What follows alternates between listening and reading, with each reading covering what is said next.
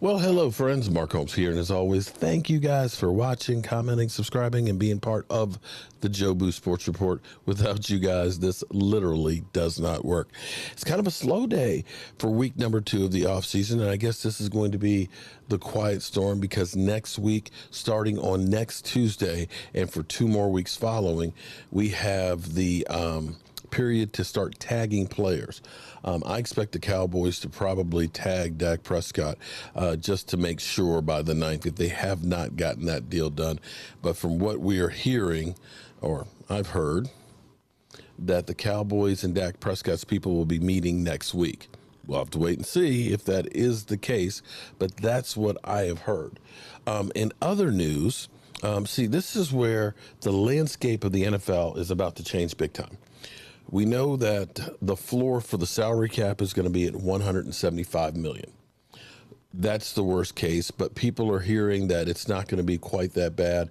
They're thinking 180 to 181, but it may be a deal made between the NFL and the NFLPA to try and build that up a little bit. But what does this all mean? Well, we still don't know what's going to happen next year. We don't know what's going to happen as far as with the COVID situation, if they're going to be able to have full stadiums, and or even if they are allowed to have more fans in the stands, will the stands be filled? Or will we have the hangover effect where people will say, I'm not sure that I want to go in and risk it. It's a possibility. We just don't know where we're going to be a year from now. We just don't, or 6 months from now, I should say, because we never thought we'd be here a year ago, and yet here we are. The thing that's going to be interesting is there's always the usual suspects that spend a lot of money on free agents.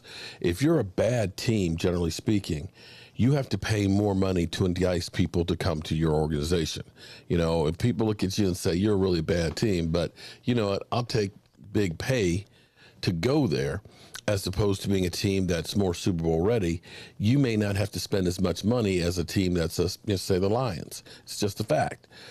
So that's one of the dynamics. And the second dynamic will be is, will teams want to spend money? And the third dynamic is going to be, will they have money to spend?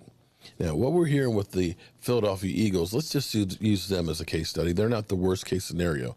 The New Orleans Saints actually have the worst cap situation right now, and you're going to see them have to shed a lot of contracts to get down to zero, in which case we are literally talking about 1 month from now. All of a sudden, you're going to see mass exodus of players. The Eagles, we'll use them as a case study right now because, it's always fun when the Eagles are having problems. The Eagles, we hear that the players, the wide receivers, are actually planning on working out with Jalen Hurts. They're going to get together with Jalen Hurts, not with Carson Wentz. That's the first thing, of course.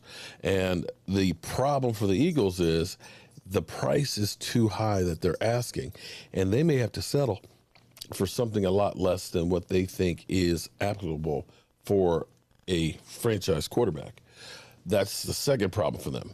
But we're also hearing that the Eagles are trying to do a mega package deal with using Zach Ertz and possibly Carson Wentz, as well as some other players, to try and shed some of their contracts. So that way they can kind of do this all at one time, get rid of some players, get rid of some contracts, and get ready for free agency to try and bring in some other players.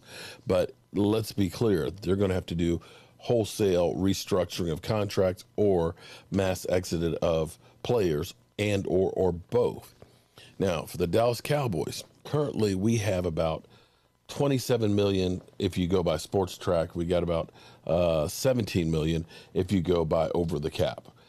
It may end up being somewhere in between, where it might be more like 22 million, depending on where the cap actually finally falls. And if you're thinking that we're going to tag Dak Prescott, what we have to have by the 15th of March, we got to have that $37.7 million of space. And you go from 27 to 37, how are you going to do it? Well, this is going to be a reality for a lot of teams and players. They're going to restructure contracts. Now, let me make this thing clear because a lot of people don't necessarily understand what restructuring means. Very rarely does restructuring mean any change in the amount of money that a player is going to get paid. Too many times I've heard people say, oh, this guy's a team player. He restructured his contract. Okay, he didn't reduce his salary. It didn't. All they did was basically do accounting changes. For example, the biggest place we could get some cash right now would be, say, Amari Cooper. Amari Cooper right now is scheduled to make, I think, $20 million. Okay, that's this year's actual base salary. And this is just taking the base salary. What you do is you take that base salary and you turn it into bonus. And this is done all the time. When you turn it into bonus, it is then divided up by the length of the amount of years that are left on the contract. So in the case of Amari Cooper, you take that $20 million, you make it bonus money. Okay, it's still the same amount of money that he's getting. It just kind of kicks it down the road further. But what happens is that's divided up. So you go from having a $20 million hit to like a $14 million hit. Real easy. That one move right there would take care of getting Dak Prescott franchise tag. But ultimately, it behooves the Cowboys, instead of doing that, to get Dak Prescott's long-term deal done, where the first year is more team-friendly, and then typically that's what the Cowboys do. In which case, you could get a first-year number of somewhere around $22 million. Not bad.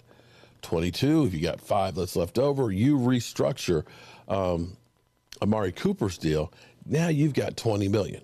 Now, you're going to need about $10 million, of course, to sign your rookies, but that still leaves you with $10 million if you want to start playing in the free agent market. And there's other things that you can look at too.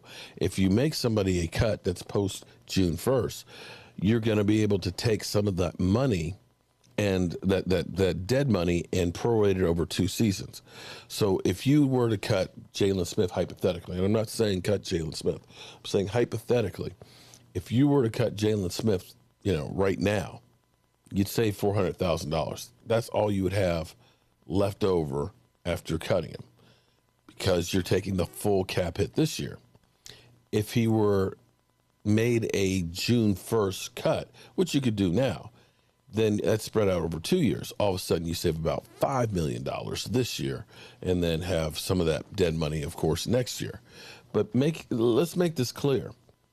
Dead money, there's going to be tons and tons of dead money with teams this year, because you start thinking about Jared Goff being traded to to the Lions, and Matthew Stafford being traded to the Rams. Both teams end up having dead money. And you're going to see tons and tons of money that's dead money on teams' contracts. On their cap. It's just going to be the way. There's no way around it unless you keep the player, in which case you're still paying the guy. So either you move on from him or you keep him and still overpay him, however you look at it, whatever.